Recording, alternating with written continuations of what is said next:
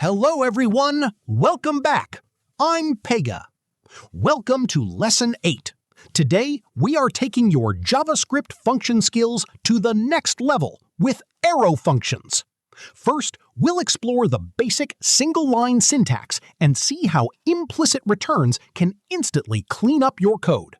Second, we'll cover parameter shortcuts, when you can drop parentheses entirely, and how to construct arrow functions dynamically on the fly.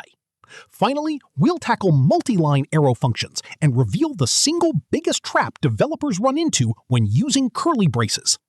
Get ready to trace the logic because we have 3 quick challenges lined up for you today. Let's dive in.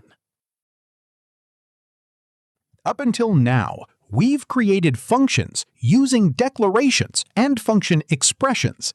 But JavaScript gives us an even sleeker, more concise syntax called arrow functions. They get their name because they use a literal arrow built with an equal sign and a greater than symbol. You place your parameters on the left side of the arrow and the expression you want to evaluate on the right side. The best part? For simple single-line functions, JavaScript automatically returns the result of that expression. You don't even need to write the return keyword. It instantly strips away the boilerplate and keeps your code remarkably clean. Let's see how fast you can read basic arrow function syntax. Look at this snippet. What exact value will pop up in the alert when this code runs? Pause the video, trace the implicit return, and drop your answer in the comments below. Arrow functions get even cleaner depending on how many parameters you pass in. If your function takes exactly 1 parameter, you can completely omit the parentheses around it. If your function takes no parameters, you keep an empty set of parentheses to hold the space.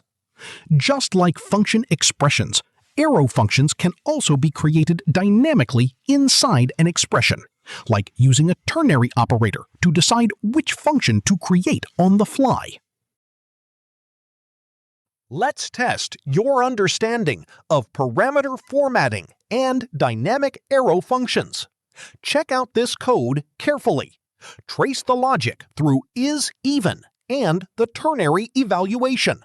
What string will be shown in the final alert?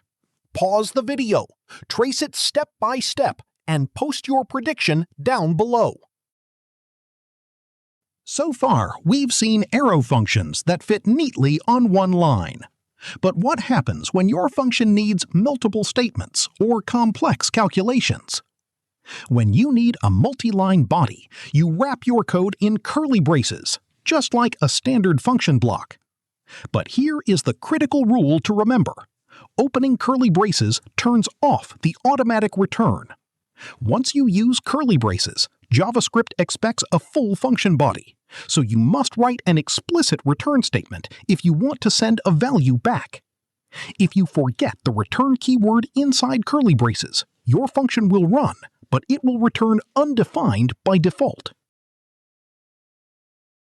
Let's see if you can spot the most common bug developers run into with arrow functions. Look closely at these 2 functions.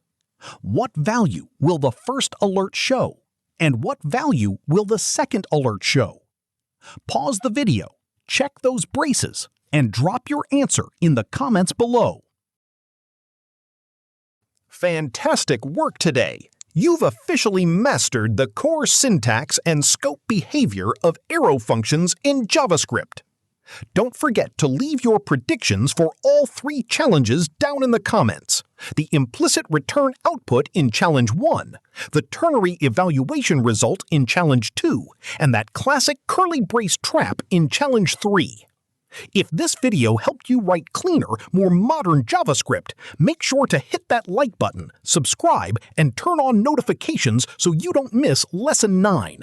Keep coding and let's master JS together.